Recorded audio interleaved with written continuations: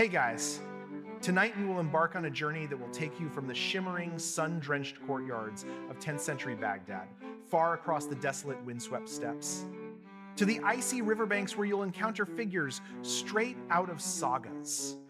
You feel the heavy embroidered silks, smell the exotic spices, and hear the bustling markets of one of history's greatest cities, a true marvel of civilization. But don't get too comfortable. You probably wouldn't survive this journey's brutal conditions. So before you get comfortable, take a moment to like the video and subscribe, but only if you genuinely enjoy what I do here. Let me know where you're tuning in from and what time it is for you right now down in the comments.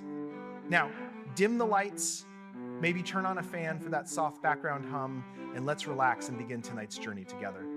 You are Ahmad ibn Fadlan, an esteemed secretary, chosen by the Abbasid Caliph al-Muqtadir for a vital diplomatic mission.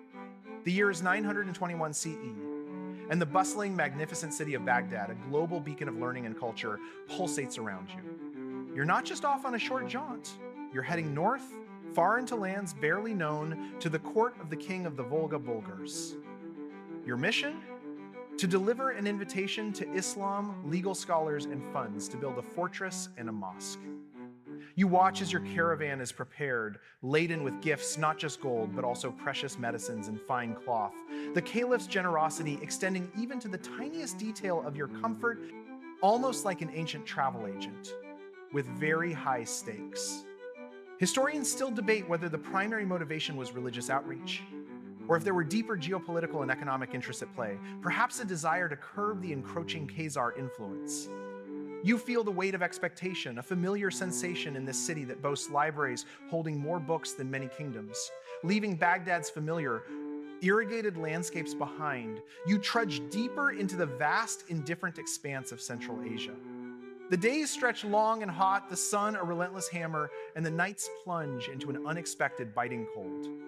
You cross the lands of the Oghuz Turks, a nomadic people whose hospitality, though given, always feels a little conditional. You're becoming intimately familiar with the saddle. Your posterior now a master of subtle adjustments to avoid chafing, a skill no one warns you about in diplomatic training. The terrain is relentless. Salt marshes that leave a crusty residue on everything, towering mountains that mock your progress, and wide, unforgiving steppes where the wind seems to whisper ancient warnings.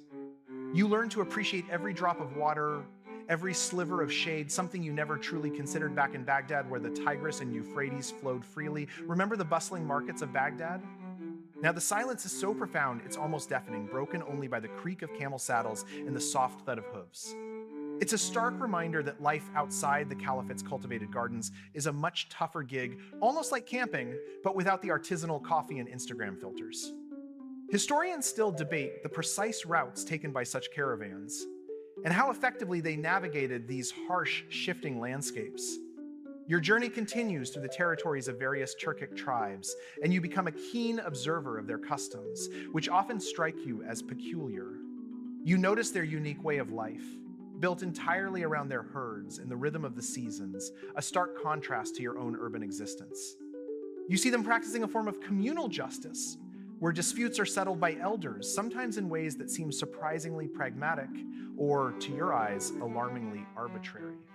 One particularly quirky detail you jot down is their habit of offering horse milk, *kumis*, a fermented, slightly alcoholic beverage with a ceremonial flourish. You try to maintain your diplomatic composure as you sip the sour, unfamiliar drink, wondering if your caliph would approve of this cultural immersion. Historians still debate the extent of cultural exchange and intermarriage between these nomadic tribes and the settled populations of the region, or if Ibn Fadlan's observations were sometimes colored by his own cultural biases. You smile politely, trying not to imagine how much faster you could travel if everyone just used paved roads and maybe a decent map app. Finally, after months of arduous travel, you arrive at the lands of the Volga Bulghars, nestled along the mighty Volga River. The sight of their more settled communities, even if they're not quite the sprawling metropolises you're used to, is a welcome relief after endless steppes. You are received by King Almish, the ruler who had requested your caliph's assistance. Your mission shifts from enduring travel to active diplomacy and religious instruction. You begin teaching the principles of Islam, overseeing the construction of a mosque and a fort, fulfilling the caliph's promise. It's a significant moment in the spread of Islam into Eastern Europe, a common historical fact often overlooked in favor of more dramatic narratives. You note their simple wooden dwellings and their reverence for the vast forests, a far cry from Baghdad's brick and tile. A lesser-known fact is that the Bulghars had already converted to Islam prior to your arrival, albeit informally, and your mission was to solidify their adherence and provide formal religious guidance. You reflect on how cultures adopt new ideas, sometimes in unexpected ways, much like how people embrace new technology, only to realize the battery life isn't great. Historians still debate the long-term impact of Ibn Fadlan's mission on the Bulgar identity and their relationship with other Islamic powers. As you settle into life among the Volga Bulghars, your world, already expanded, is about to get even larger. On the banks of the Volga, you begin to observe the arrival of traders from the north, imposing figures unlike any you've ever encountered. These are the Rus, whom you immediately recognize as powerful, tall, and heavily tattooed Norsemen, sailing their longships down the river systems. They trade furs and slaves for silver and other goods. You watch them with a mixture of fascination and apprehension. Their presence on the Volga river system, facilitating trade routes that stretched from Scandinavia to the Abbasid Caliphate, is a crucial but often underappreciated part of early medieval economic history. You can't help but notice their sheer physical presence. They carry axes and swords and move with a confident, almost swaggering air that suggests they are very much in charge of their own destinies, and possibly yours too. Historians still debate the precise origins of the name Rus. Was it from a specific tribe, or a more general term for Norse traders? Their arrival certainly added a dash of unpredictable spice to the already rich stew of cultures along the Volga. Your observations of the Rus become more detailed and sometimes, frankly, a little startling.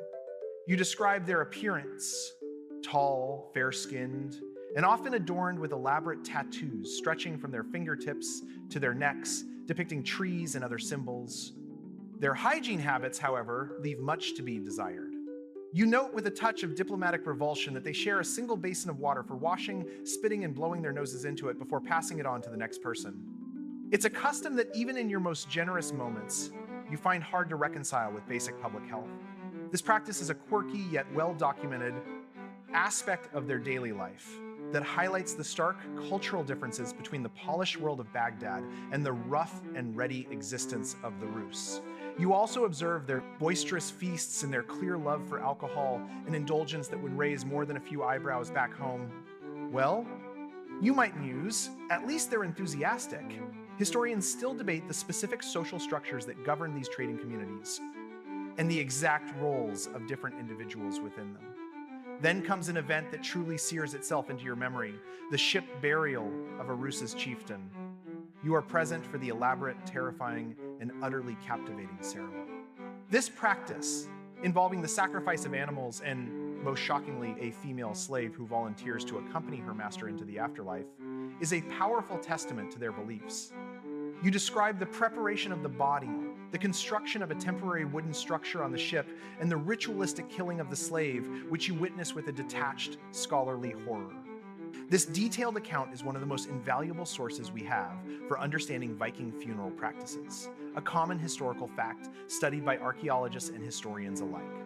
The ship, laden with the chieftain's possessions, and the bodies, is then set ablaze, a fiery spectacle illuminating the riverbanks, sending plumes of smoke curling towards the heavens.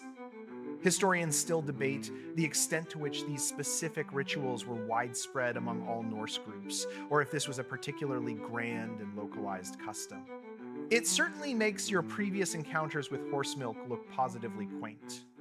As your journey draws to a close, and you eventually make your way back towards the familiar, if now somewhat distant, embrace of Baghdad, you carry with you a mental scroll filled with incredible observations.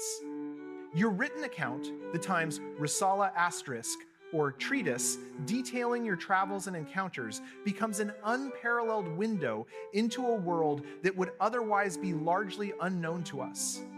It's a testament to the Caliphate's thirst for knowledge and your own unwavering curiosity.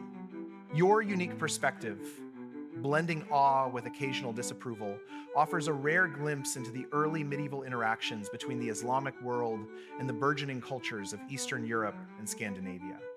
Historians still debate the ultimate influence of your mission on the Bulghars, or how widely your time's Risala Times was read and understood in its own time.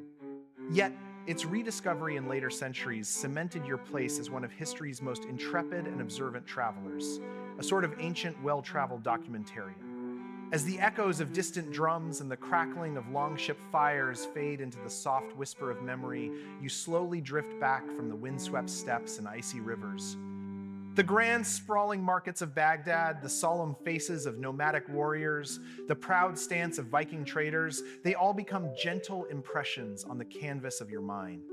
Tonight, as you rest, remember that history is not just about kings and battles, but about intrepid souls like Ibn Fadlan, who dared to journey into the unknown, bringing back stories that still shimmer with wonder 1,000 years later.